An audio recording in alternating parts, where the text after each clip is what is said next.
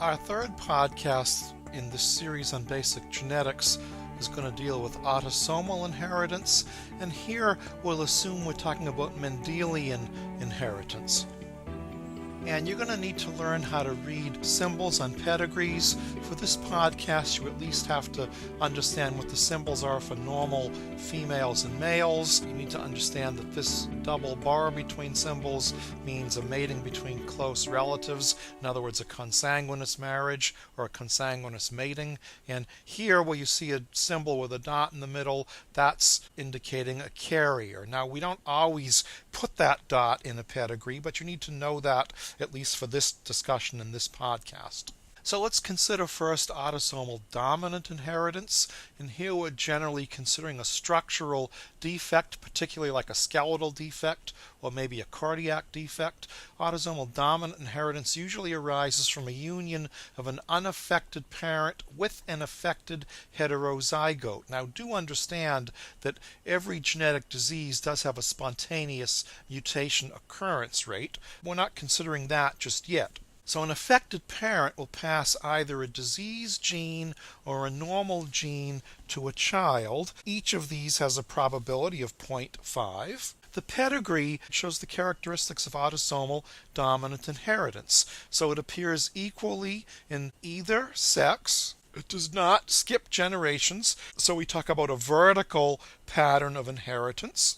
There is father to son transmission, so it's not X-linked, and affected heterozygotes will pass the trait to roughly half of their children. Now again, here we're saying roughly half the children. This is a small family pedigree, so you can't divide 3 children, into half. But you do say the recurrence risk is always 1/2 for passing an autosomal dominant mutation to each child.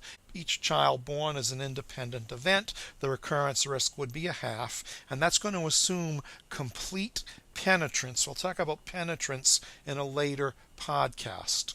What do we mean by recurrence risk? That's simply a term that would say what is the likelihood of passing a genetic disease from parent to child. That is particularly important if a couple presents for counseling. If they've already had a child affected with a genetic condition, they want to know what's the likelihood that the next child will have the same condition. Here we're going to look at risk assessment for autosomal dominant inheritance. So you would have an affected heterozygous parent. I'm representing that by the big A colored red, mating with a normal homozygous parent. The affected parent is usually heterozygous because homozygous autosomal dominant conditions are very often, not always, but very often genetically lethal. A good example of a genetically lethal autosomal dominant condition in the homozygous form would be osteogenesis imperfecta. So the Punnett square clearly shows 50% of the children would be normal, and there'd be little a in this Punnett square, and 50% would be affected with the autosomal dominant condition. There'd be big A, little a, and again, this is going to assume complete penetrance, and I'll talk about penetrance later. What if both parents are affected heterozygotes? So a big A, little a marries another big A, little a. Then 50% of the individuals are heterozygous and affected. 25% are likely to be genetically lethal if this is a condition like osteogenesis imperfecta. 25% would be normal. Now, let me tell you what I mean by genetically lethal. That doesn't necessarily mean that an individual won't come to term and be born alive, but a genetic lethal would assume that the individual cannot reproduce.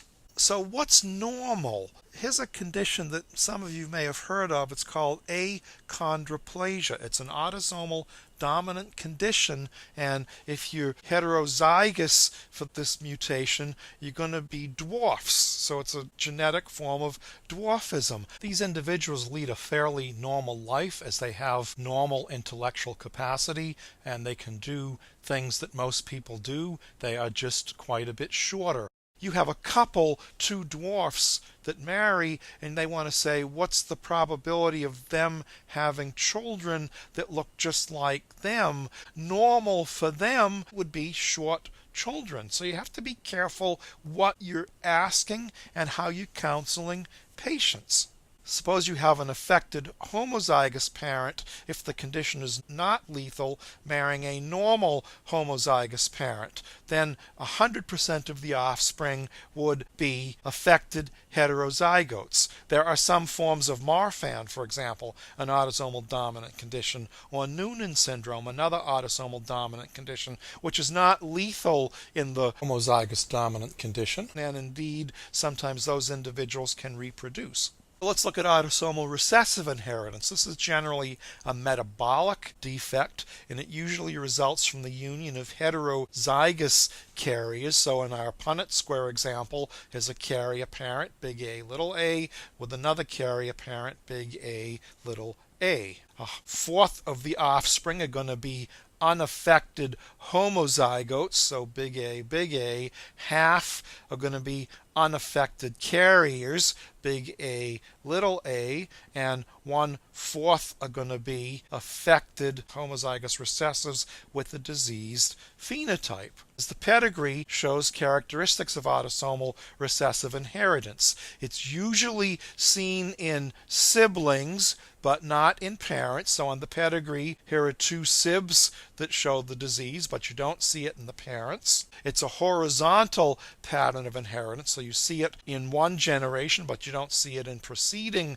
generations. Here, the little dots within the symbols are indicating that these were carriers. If it's a large family, there'll be equal numbers of males and females that are affected. And consanguinity, as shown here, is often present if this is a very rare autosomal recessive disorder.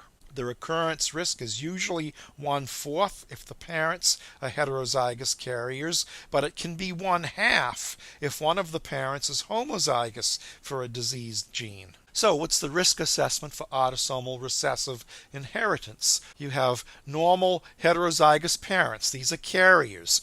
That would suggest that 25% of the offspring are going to show the disorder. Little a, I've indicated the recessive gene as a little a, but colored blue. 50% of the offspring are going to be normal heterozygotes, but carriers. They'll be big A, little a, and 25% are going to be normal, and then not going to be carriers. What's the risk for normal children to be carriers? Well, here you'd have to think of this for a minute in relation to the Punnett square. We know that 25% of the children are going to have the disease condition, so they're not normal in that case. The normal children are either going to be homozygous and not show the condition, or they're going to be heterozygous carriers. So you can see in this situation then that the risk for phenotypically normal children to be carriers would be 2/3.